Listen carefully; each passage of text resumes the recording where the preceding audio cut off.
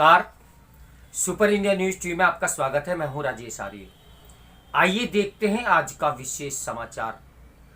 भारत विरोधी बौद्धिक आक्रमण। चूंकि हार्वर्ड यूनिवर्सिटी जैसी संस्थाओं से होने वाला बौद्धिक प्रहार हमारे संपूर्ण अस्तित्व को चुनौती देता है, इसलिए हमें उसका प्रतिकार करना ही होगा। मैं बात कर रहा हूं अमेरिका वाशिंगटन, जो पूरे विश्व में हार्वर्ड यूनिवर्सिटी है, उसमें पढ़ाई जाने वाली भारत के एक धर्म विशेष के खिलाफ कितना बड़ा षड्यंत्र, और उस षड्यंत्र से अनभिज्ञ हमारे देश का वो समुदाय जो विश्व गुरु बनने का सपना देख रहा है। भारत पर आक्रमण तो हमेशा से होते रहे हैं। पहले उत्तर पश्चिम सीमा से आक्रमणकारी आते थे, बाद में समुद्री मार्ग से आए और कालांतर में यहीं अपना साम्राज्य स्थापित कर लिया। हिमालय पर्वत श्रृंखला से हम उत्तरी सीमा को सुरक्षित समझते थे, किंतु चीन ने उसे भी पार करके 1962 में हमला किया। ऐसे हमलों से इतर वर्तमान में भारत पर एक ऐसा आक्रमण हो रहा है जिससे न केवल अधिकांश जनता बल्कि हमारे शासक भी अनभिज्ञ से हैं। यह आक्रमण बौद्धिक स्तर पर हो रहा है, जिसका लक्ष्य भारत की सभ्यता और संस्कृति पर ऐसे प्रहार करना है कि यह मूल रूप से नष्ट हो जाए। इस आक्रमण का केंद्र बिंदु अमेरिका की विख्यात हार्वर्ड यूनिवर्सिटी है। हार्वर्ड के कुछ विद्वानों ने एक नया दर्शन प्रतिपादित किया है, जिसे क्रिटिकल रेस थ्योरी यानी CRT का नाम दिया गया है। इसके अनुसार वर्तमान व्यवस्था दूषित हो चुकी है और समाज में जो अन्याय शोषण है वह इसी कारण हो रहा है। भारत के संदर्भ में इसके अनुसार हिंदू धर्म को नष्ट कर देना चाहिए, क्योंकि यह जाति व्यवस्था पर आधारित है, जिसमें एक वर्ग दूसरे वर्ग का शोषण करता है। इसमें हमारी पारिवारिक व्यवस्था पर भी सवाल उठाए गए हैं। इस दर्शन को मानने वालों के अनुसार यह व्यवस्था पुरुष प्रधान है, जिस कारण महिलाओं का उत्पीड़न और शोषण होता है। हमारे धर्म गुरु बेकार हैं, उन्हें अपदस्थ कर किया जाना चाहिए, क्योंकि उनके विरुद्ध समय समय पर शिकायतें मिलती रहती है। संस्कृत भाषा को त्याग देना चाहिए, क्योंकि वह मर चुकी है। हिंदू त्योहारों का कोई औचित्य नहीं है, उससे पानी की बर्बादी से लेकर प्रदूषण तक होता है।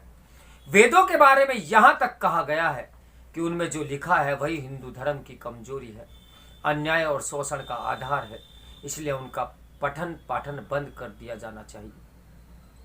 ये विचार हार्वर्ड यूनिवर्सिटी में पढ़ाया जा रहा है। क्या अब भी कुछ आपको लगता है मुझे कहना चाहिए? संक्षेप में कहें तो इस सिद्धांत का सार यही है कि हिंदू सभ्यता और हिंदू संस्कृति का विनाश समाज के हित में है और बुद्धिजीवियों को इसी दिशा में काम करना चाहिए। दुष्प्रचार का ऐसा प्रहार कई वर्षों से जारी है।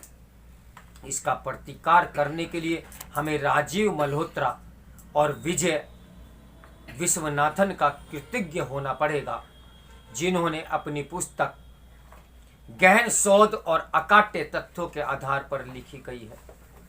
पुस्तक पढ़ने के बाद पहला सवाल यही कौंधा कि क्या वाशिंगटन स्थित भारतीय दूतावास ने उन बिंदुओं को लेकर भारत सरकार को अवगत कराया था जिनका पुस्तक में उल्लेख है, जबकि मुझे बताया गया कि ऐसी कोई चेतावनी नहीं आई थी। आखिर हमारे दूतावास के अधिकारी क्या करते रहते हैं? भारत की सभ्यता और संस्कृति पर हार्वर्ड से इतना बड़ा प्रहार होता है और उसके बारे में वे सरकार को कुछ नहीं बताते। क्या खुफिया एजेंसी रा ने इस संबंध में कोई रिपोर्ट भेजी थी?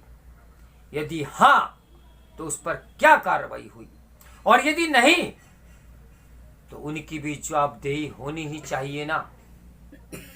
अफसोस की बात यह है कि इस बौद्धिक प्रहार के पीछे हार्वर्ड हार्वर्ड के कार्यक्रम यानी कार्यरत कई भारतीय भी हैं। उनमें से एक है प्रोफेसर अजंता सुब्रमण्यम।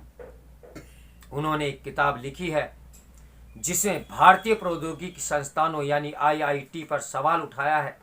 उनके अनुसार ये संस्थान फैक्ट्री की तरह काम कर रहे हैं और जातीय असमानता को स्थायित्व दे रहे हैं, इसलिए इन्हें बंद कर दिया जाना चाहिए। वास्तविकता तो यही है। आईआईटी के छात्र अमेरिका सहित दुनिया भर के संस्थानों में छाए हुए हैं और जब उनसे प्रतिस्पर्धा नहीं हो पा रही है तो उन्हें बंद ही कराने का दुष्प्रचार शुरू कर दिया गया है।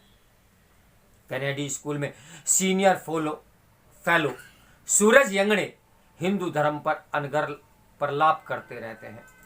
थेन मोहनजी सौंदर्य राजन कई राज्यों में हिंदुओं के खिलाफ मुकदमे दर्ज करा रही है। उनके अनुसार हिंदुओं के विरुद्ध नस्लवाद का आरोप बनता है।